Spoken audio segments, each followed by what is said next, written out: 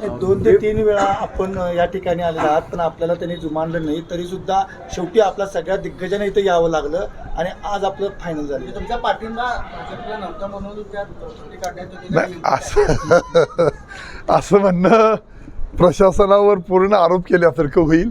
पण आम्हाला शंका वाटत होती म्हणून आम्ही सगळे आलो. आज आणि काही काढू नये म्हणून आम्ही सगळे आलो.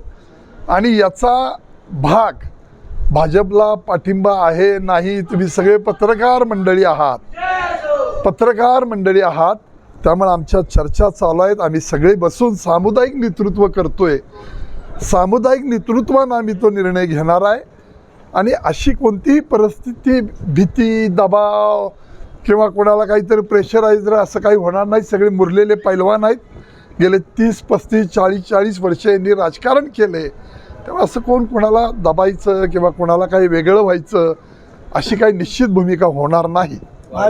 चीज चिकन वडा एकदा खाल्लात की पुन्हा यावंसं वाटेल.